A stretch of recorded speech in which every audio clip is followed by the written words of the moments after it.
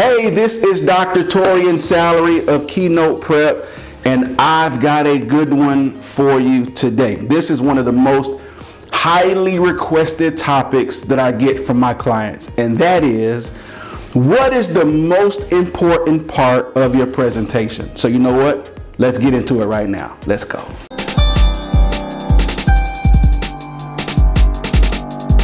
The most important part of your presentation is not your words. I know many of us are wordsmithers, and we can create and craft words and content, and we can draft the best speech in the world. We might have had people to look over it. It's buttoned up. It's ready to go. It's ready to be heard.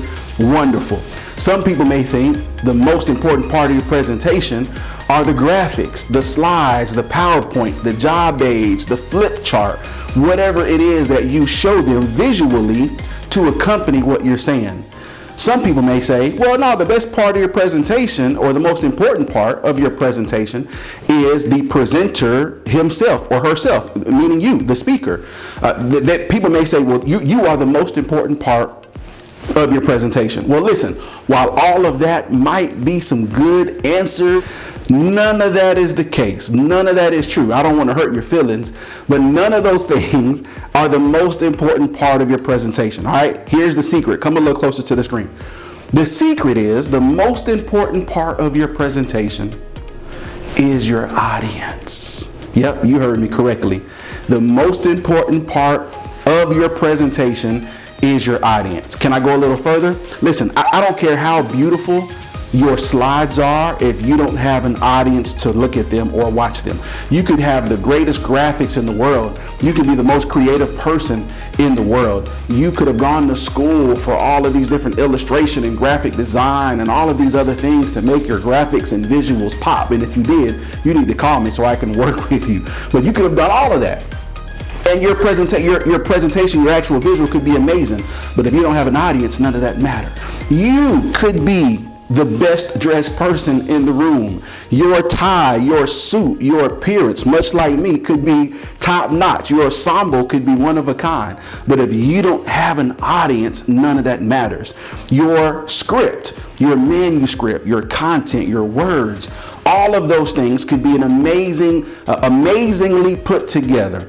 But if you don't have an audience, none of that matters, okay? Let me say it again. Your audience is the most important part of your presentation. If you've lost your audience, if they are no longer tuned in to what you're saying, it doesn't matter how beautifully it doesn't matter how beautifully your written words are. Doesn't matter how amazing your PowerPoint slide is. Doesn't matter how good you look and how nicely groomed and you got your hair cut and your hair done just for that big moment. If you lost the connection with your audience, then you've lost the entire game. You might as well forfeit and throw in the towel. I wish I had a towel I can throw at the camera. You might as well throw in the towel because you've lost the entire game. Now, with all of that being said, listen, if the case is, or if that being the case, that the audience is the most important part of your presentation, well, then that would tell the speaker that everything you do should be with them in mind. When you have an audience that has given up their time and their energy, sometimes their money,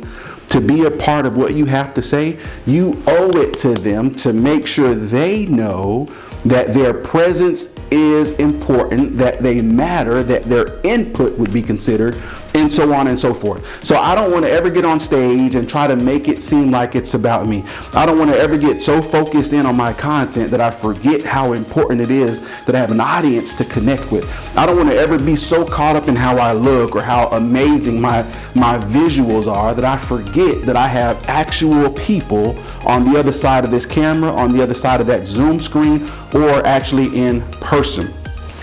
Therefore, since my audience is the most important part of my presentation, then I, as a speaker, or you as a speaker, have to find ways to connect with them. It could be through stories. It can be through asking them questions. It can be through asking for their input, asking for them to comment on something. It could be, watch this, if you know the group, maybe there's a smaller, intimate group.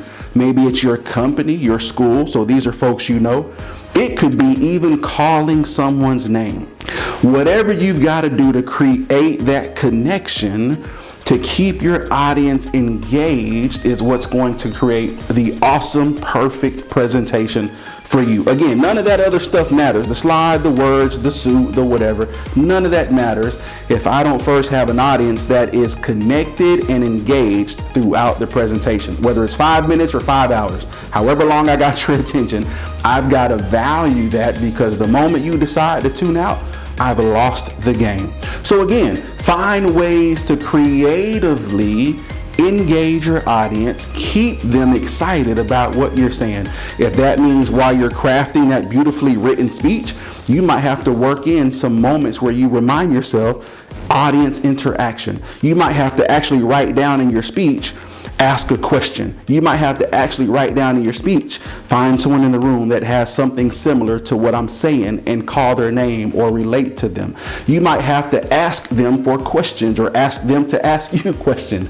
You may have to open up the floor for comments or even concerns.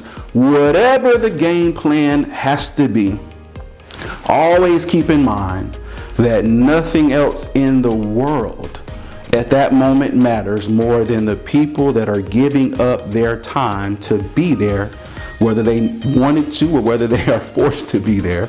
They're there and they need to feel connected and they want to feel engaged.